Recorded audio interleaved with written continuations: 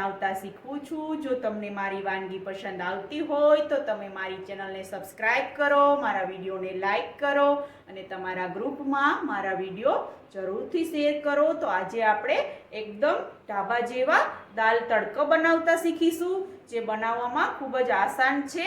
પણ તમે મારો વિડીયો છેલ્લે સુધી જોજો તો તમે પણ એકદમ ઢાબા જેવી દાળ તડકા બનાવતા શીખી શકશો। તો ચાલો આજે આપણે બનાવવાનું શરૂ કરીએ દાળ તડકા।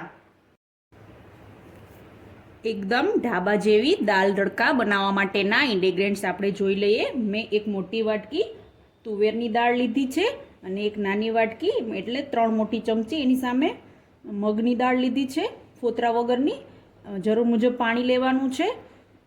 2 મોટી ચમચી ઘી, 2 મોટી ચમચી તેલ, 1 મોટી ચમચી કાશ્મીરી લાલ મરચું, 1 લીલું મરચું તીખું, 8 થી 10 લસણની કળી ઝીણી સમારેલી, 1 મીડિયમ સાઇઝની ડુંગળી ઝીણી સમારેલી, 1 ટામેટું મીડિયમ સાઇઝનું ઝીણું સમારેલું, અડધી વાટકી કોથમીર ઝીણી સમારેલી, 2 સૂકા લાલ મરચાં, 1 ચમચી હળદર, 1 ચમચી રાઈ, 1 ચમચી આખું જીરું અને 1 મોટી ચમચી નમક લીધું છે। તો ચાલો આપણે બનાવવાનું શરૂ કરીએ દાલ તડકા।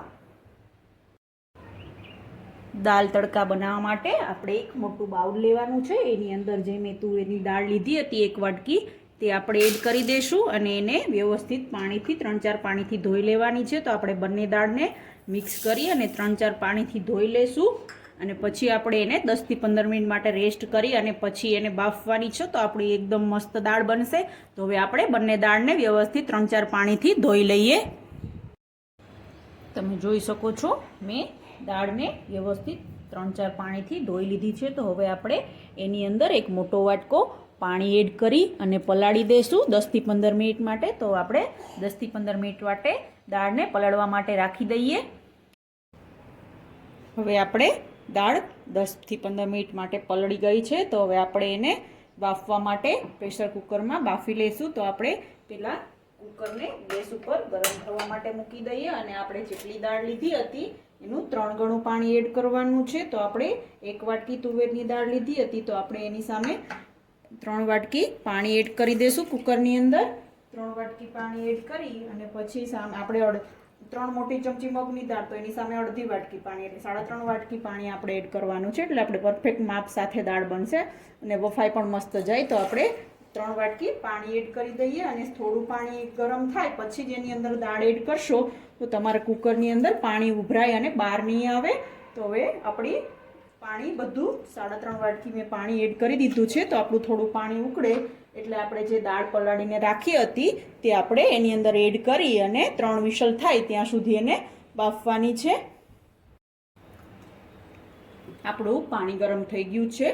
તો હવે આપણે એની અંદર જે દાળ પલાળી હતી તે એડ કરી દઈએ અને પછી એમાં હળદર અને મીઠું નાખી અને 1 ચમચી તેલ નાખી અને પછી બાફવાની છે। જેટલી આપણી દાળ એકદમ મસ્ત કલર પણ આવે અને મસ્ત બફાઈ જાય તો આપણે હવે બધી દાળ એની અંદર એડ કરી દઈએ અને હવે એની અંદર 1 ચમચી નમક, નાની 1 ચમચી નમક નાખીશું, અડધી ચમચી હળદર એડ કરી દઈશું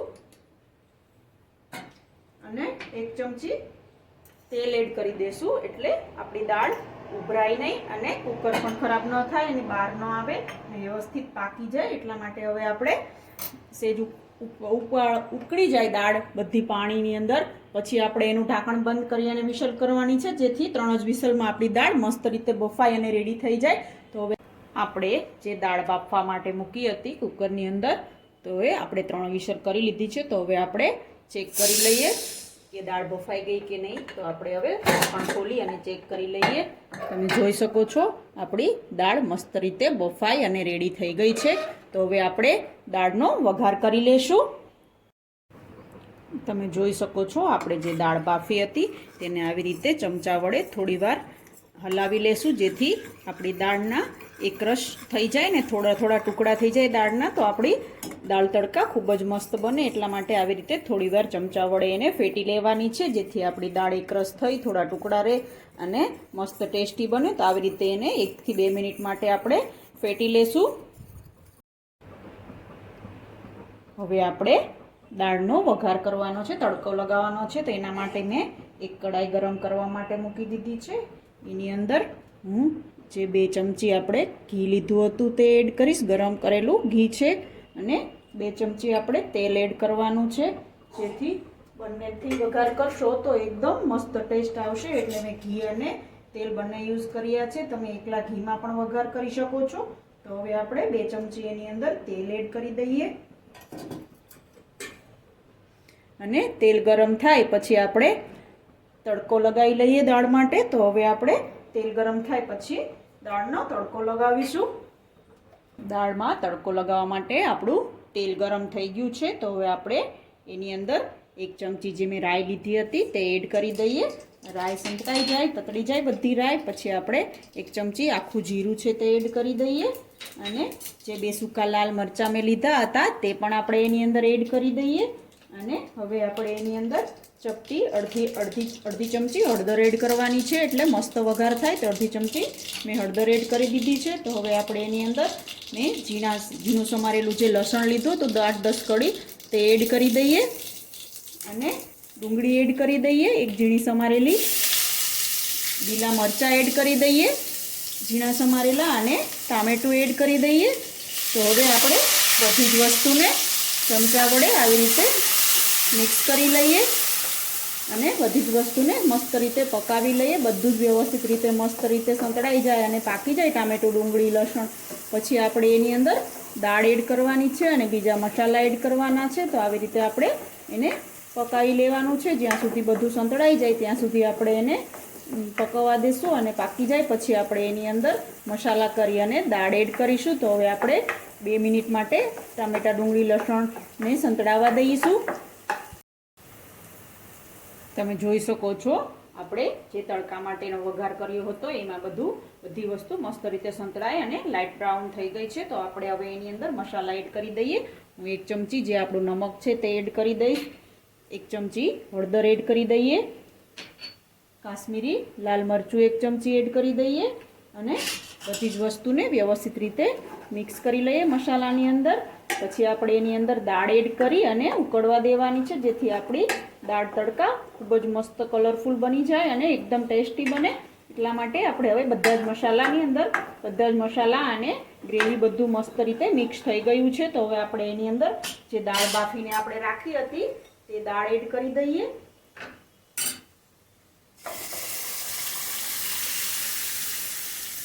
કુકરની અંદર દાળ થોડી ચોટી છે તો આપણે એની અંદર થોડું અડધી વાટકી જેટલું પાણી એડ કરી અને આવી રીતે હલાવી અને એ પણ દાળની અંદર એડ કરી દઈએ, જેથી બધું મસ્ત રીતે ઉકળી અને આપણી દાળ મસ્ત રેડી થઈ જાય. તમે જોઈ શકો છો આપણી દાળ તડકા એકદમ મસ્ત કલરફુલ તૈયાર થઈ ગઈ છે.